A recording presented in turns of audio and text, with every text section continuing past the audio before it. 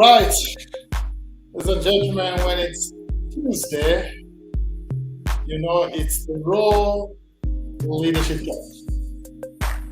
We are glad today to be here with you, able to engage with you, learn, and move ourselves to the next level. Where are you tuning in from? Continue with Dr. Paul discussing matters leadership. And the Raw Leadership Talk keeps it raw. And we discuss things as they are. You can tune in on Facebook, on LinkedIn, and also the YouTube channel. Tune in on my YouTube channel. Subscribe and go to learn what to learn. For a moment, before we begin the discussion, where are you watching us from? We'd like to know from you.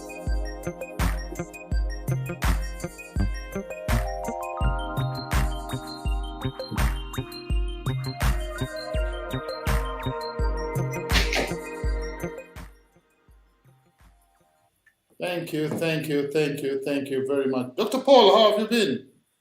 I'm winning. I'm great, my brother. I'm fantastic. I wonder how you're doing. I am well. I thank God. My week has been good since Tuesday when we were on this show discussing about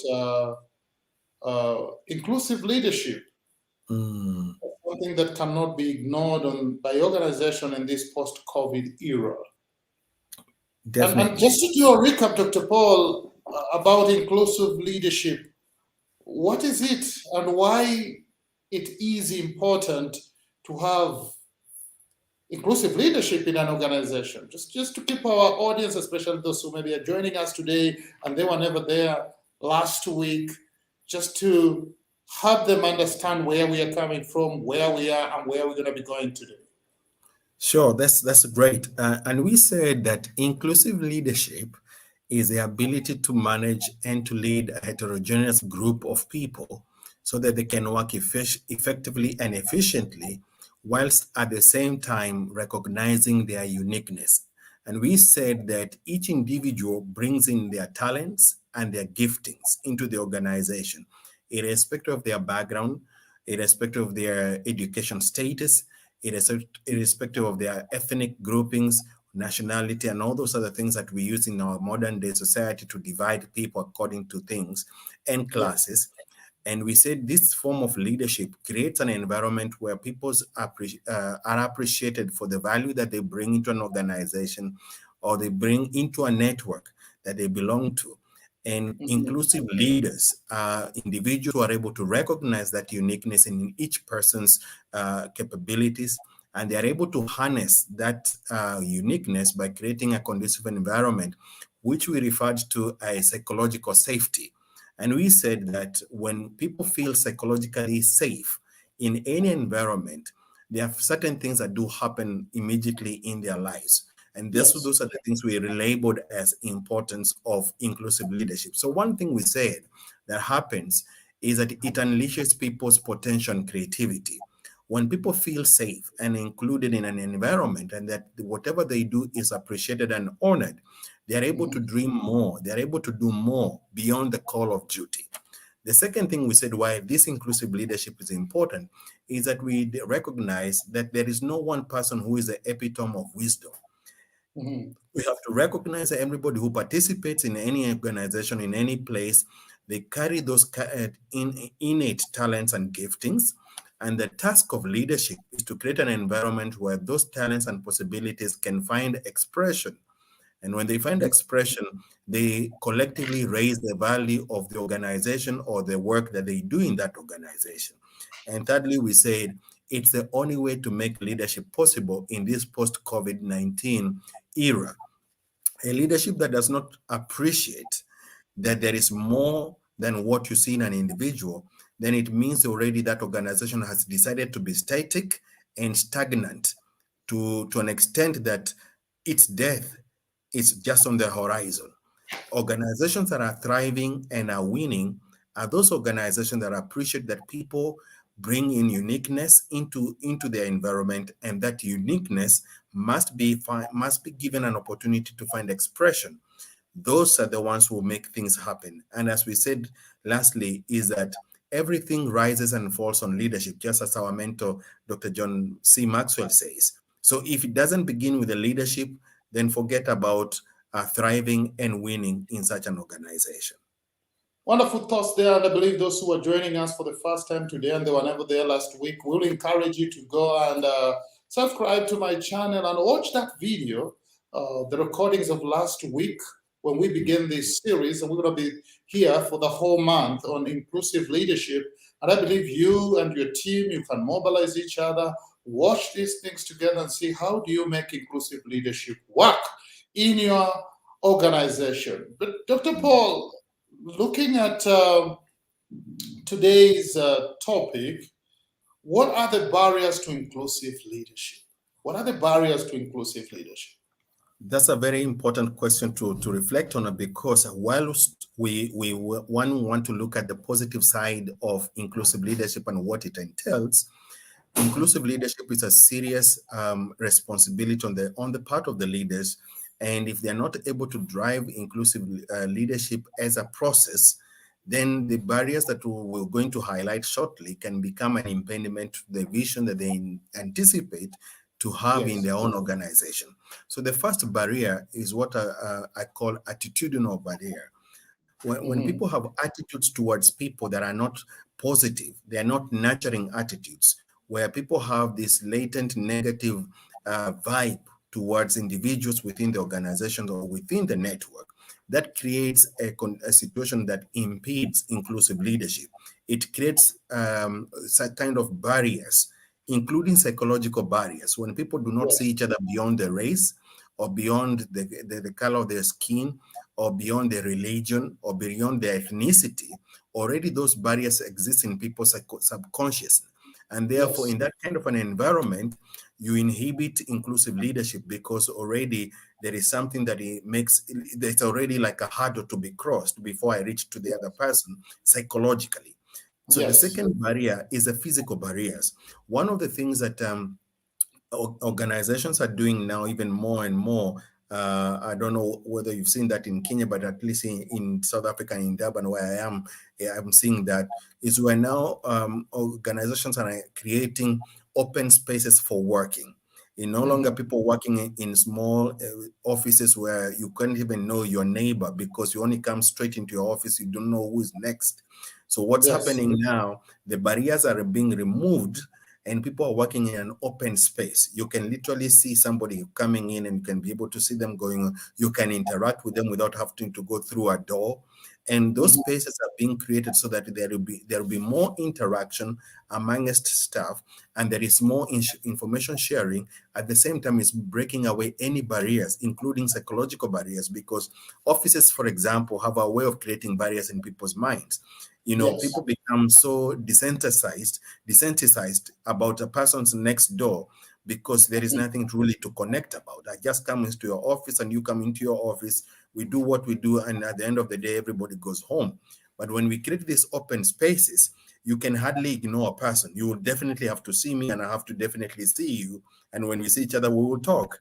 And so that's one way organizations are reforming their architectures within organizations to create Yes. inclusive spaces, so that they can promote that oneness that needs to to connect with each other.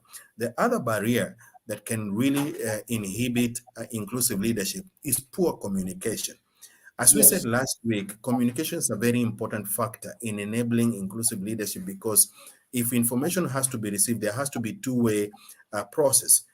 The one who's communicating and the one who is intended to receive that information must understand the message.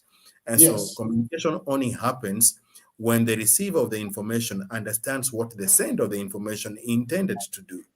And so the way it impacts inclusive leadership is that if leadership does not communicate effectively, the outcome is always not as expected, because the receiver of the information did not receive and interpret the information as it was sent by the sender.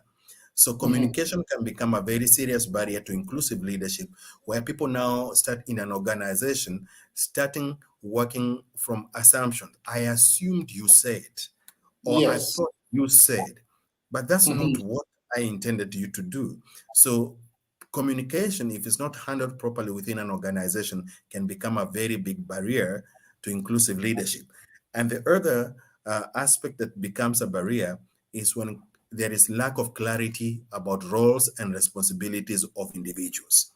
Again, this yes. is a huge one because when people don't know what they are supposed to be doing, they get confused. And when they get confused, they start trampling on what people call in organizations, trampling on each other's toes. Because when I Yes. don't know exactly what you're doing and you don't know what I'm exactly doing, there is an overlap of what we do. And because their environment is not psychologically safe, then Mhm, people stand to get back to their default positions, and default positions in this case become like anger producing positions. So somebody mhm, is sitting with something that is festering because they're not able to openly talk about what they see and what they're experiencing. Meanwhile, mhm, in their minds, they start disconnecting themselves from the organization or from people.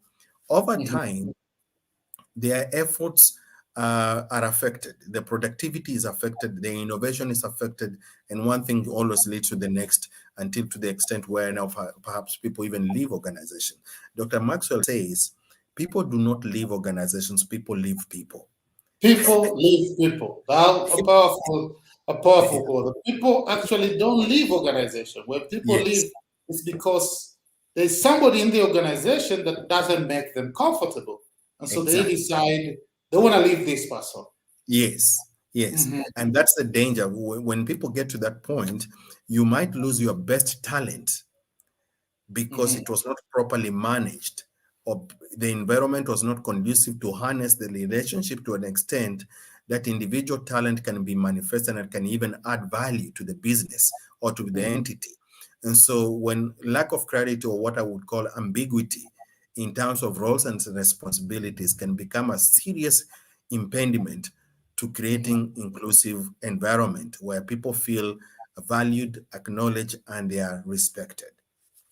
Wonderful thoughts, wonderful thought. Dan Dante says, following. Thank you very much, Dan, for tuning in. Wonderful thoughts there from Dr. Paul on the barriers and how leaders can actually overcome those barriers. We're going to get to that, but we are looking at barriers to inclusive leadership.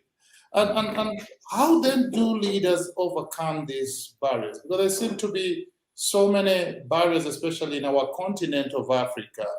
Mhm. Uh, we are all black, but most of the time we are not very inclusive.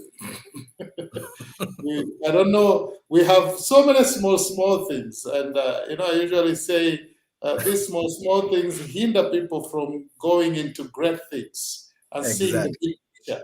And Yeah, Bernard is following us also from Mombasa. Thank you very much. How then do leaders overcome these barriers? Because they can actually set a whole organization on fire exactly. in a negative way because Yes, of unconsciously or consciously allowing these barriers to be in operation. that's very true. In fact, one of the other barriers I should have mentioned there in the category was what I would call static leadership. In other Mhm, words, this is leadership that is not willing to transform with times and become relevant to the organizations they lead, and even to the entities that, or group of people that they actually lead. And so mhm, when a static leadership is in place, you can imagine all kinds of barriers to that kind of leadership that they will create through their own persona, for example, mhm, and two, through their own policies that they will put in there. As we said last week, one of the dangers of leaders in such times like post COVID-19 times is mhm. leadership that would use policies to stifle growth. And Yeah. because of the enormity power that they have as leaders of organization, they have a privilege of creating systems and policies that can make sure that there is nobody threatens their status quo. So what happens in static leadership, it is not amenable to ideas. It's not amenable to alternative ways of seeing things. It is also not open to new innovative ways that can challenge, the comfort zones. We've always Mm-hmm. done this way, therefore it remains this way. Because what post-pandemic leadership requires is to constantly explore opportunities that can make you thrive and do better than yesterday. And that Mm-hmm. means you cannot have change and comfort at the same time. Yes. Yeah, those two do not coexist. You must Mm-hmm. have some level of discomfort to create the change you want to see. And so Mm-hmm. static leadership is always very careful and cautious because it likes to feel safe. It tries to live to, it doesn't like this discomfort of anything. And so it becomes a barrier. And so overcoming it, one of the ways to overcome this barrier, especially on leadership, is to have a leadership that is open-minded and is ready to transform with times, which Mm-hmm. means because we say everything begins and falls on leadership, it means the individual persons must be open to opportunities to learn new things that even they may move them from what they have already known and embrace something new. We call it learning to unlearn to learn again. Yeah. Mm-hmm. And so leadership has to be able to unlearn and relearn again so that it can become inclusive leadership. That's the first way to overcome static leadership. The second thing Mm-hmm. to do is to, of course, improve internal communications within organization. You cannot Yes. create inclusive leadership if communication is out of place, which means leaders need to be careful on how they communicate, whatever they communicate with the people they lead. Make sure that you're not double-tongued or multi-tongued. You don't say one thing to one person and report another thing to the other person, because Mm-hmm. already you're creating dichotomies within the organization and which might lead to cliques. And when you create cliques within the organization as a leader, it means therefore even your own effectiveness as a leader will be stopped by that level of dysfunctionality. The other thing to do to overcome this barrier is to make sure that you clarify roles and responsibility of every person within the organization. I just said that ambiguity in clarifying responsibility and roles can create very difficult environment for people to work together as a team and as a collective. And so leaders are tasked with the responsibility of clarifying roles and responsibility to Mm-hmm. overcome this barrier that can really hinder inclusive leadership. When people know what each other do, they will even connect without leadership assistance. If I know Mm-hmm. Brother Dan is good in public speaking, and I am good in facilitating our sessions, I would be able to connect with you directly because we have something in common. We Yes. probably have something to do with the public nature of our persona, and therefore, with your skill and my skill, we are able to improve how we deliver our content for Mm-hmm. this organization to the audiences that we interact with. So Mm-hmm. when you do not clarify that, one person will think, but why is Paul crossing my path? I'm the facilitator here, but Paul is just a public speaker. Why is he getting into my path? And Mm-hmm. because of lack of clarifying of responsibilities, two talents that are very much needed in an entity start clashing. And Yes. that clash goes a long way in devaluing the value of the service we want to provide to the audiences that we interact with. So it's very, very important that HR processes, human resource processes within an organization are very much streamlined to ensure Mm-hmm. there is no ambiguity about who does what in the organization. And the fourth thing that I would like to recommend as one way also of overcoming barriers is to become gender inclusive. And in this Yes. case, we are living in a world where for decades we've battled with the issues of patriarchy. We have also dealt with a lot of issues now to do with people of different, orientations. And inclusive leadership recognizes that people are unique, and it does not create further barriers by distinguishing them based on their gender, based on Yes. their race, based on their nationality, ethnicity, and the like. And so recognizing that gender is not just an issue of male and female, it's about Mm-hmm. how we structure roles and responsibility within the organization that Mhm. make people, certain people feel, left out or excluded because we think certain roles, for example, like in the last week of this conversation, we'll be talking about how does inclusive leadership ensure women empowerment into Yes. senior leadership role. So you can create situations within the organization, and without even saying with the words, they are interpreted that certain things can only be done by male colleagues within the team, Mhm. because of the way you projected whatever task or responsibilities. The task of leadership is to ensure that it's not just about the gender, just the man and the female thing. It's about how we construct the environment to make sure that it's inclusive and that anybody within the entity can be able to take up a responsibility and be respected for the uniqueness that they bring. It doesn't have to be done the way it has been done for centuries. Today is Mhm. a new day, tomorrow is a new day, and tomorrow can bring in a new, innovative, and creative way of doing the same thing that has been done for centuries in one way with limited results. Again, our powerful mentor, Dr. John Maxwell, says the definition of insanity is doing the same thing, same Mhm. way, every day, expecting different results. Mhm. Well, I think that does not need explanation. It's as clear as water that if you do the same thing the same way every day, you cannot expect new results tomorrow. All right. And the last thing I would like to talk about, how to overcome the barriers. This one is a bit touchy because of its sensitivity, and that is equality in pay, how you pay people, how you remunerate people. Yes. Um, it's an ongoing battle in most organizations because there's always pockets of